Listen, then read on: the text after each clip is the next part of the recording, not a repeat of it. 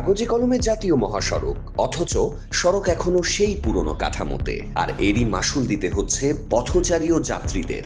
ধারণ ক্ষমতার চেয়ে বহুগুণ বেশি যানবাহন চলাচলে ঝালকাঠির প্রায় ১০০ কিলোমিটার জাতীয় মহাসড়ক এখন ঝুঁকিপূর্ণ।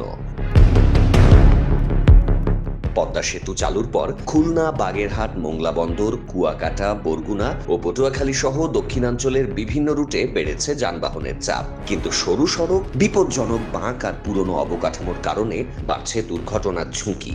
প্রতিনিয়ত ঘটছে দুর্ঘটনা, ঝরে যাচ্ছে প্রাণ। গত ২৫ অক্টোবর বাসের সাথে মোটরসাইকেলের সংঘর্ষে প্রাণ হারিয়েছেন রাজাপুর উপজেলা বিএনপির সাধারণ সম্পাদক নাসিম আকন।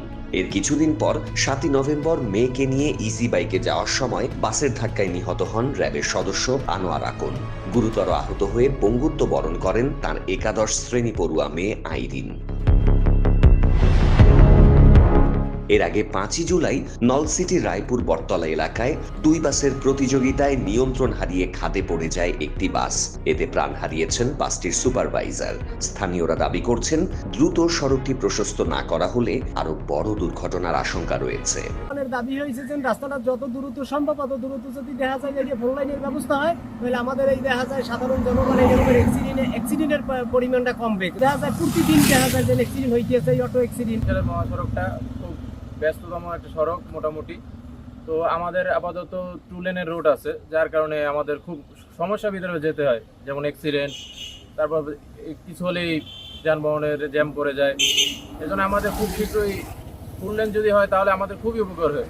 এই রাস্তাটা অতি জরুরি 4 লাইন দরকার। এই রাস্তায় প্রতিদিন অ্যাক্সিডেন্ট হইতে আছে, দুর্ঘটনা বাড়তে আছে, আমাদের যানজটও বাড়িয়ে গেছে। এই যে আশেপাশে গাছগাছালি এগুলো সরাই 4 লাইন হইলে অনেক ভালো। আমাদের এই রাস্তাটা 4 লাইন হইলে ভালো হয়, যেহেতু রাস্তায় অনেক যানজট, অনেক গাড়ি গুড়ি চলে, যেহেতু অনেক সমস্যা, অনেক অ্যাক্সিডেন্ট হয়। এখন যেমন প্রতিদিনই দুর্ঘটনা হচ্ছে, 1টা 2টা 3টে প্রতিদিন হচ্ছে। যদি 4 লাইন হয়, আশা করা যায় ইনশাল্লাহ বছরেও দুর্ঘটনা হবে না, এরকমই কিছু একটা আশা করা যায় ইনশাল্লাহ। একটা অ্যাম্বুলেন্স খাদে পড়ে গেছে রাস্তা ঠিক করার কারণে, রায়পুর স্কুল সংলগ্ন বরিশাল থেকে পিরিজপুর অথবা খুলনা রোডটা যদি 4 লাইন হয় তাহলে আমাদের সুবিধা হয়, তাহলে রাস্তাঘাটের অ্যাক্সিডেন্টও 50% কমে আর গাড়ি চালাইতেও ভালো হয়। তবে সড়ক ও জনপথ বিভাগ বলছে 4 লেনের প্রকল্প প্রস্তুত করে অনুমোদনের জন্য পাঠানো হয়েছে। অনুমোদন পেলেই শুরু হবে সম্প্রসারণের কাজ। গত 3 মাসে এই মহাসড়কে 15টি দুর্ঘটনায় নিহত 13 জন, আহত অন্তত 50। তাই কাগজে জাতীয় মহাসড়ক নয়, নিরাপদ ও প্রশস্ত সড়কই এখন ঝালকাঠিবাসীর দাবি।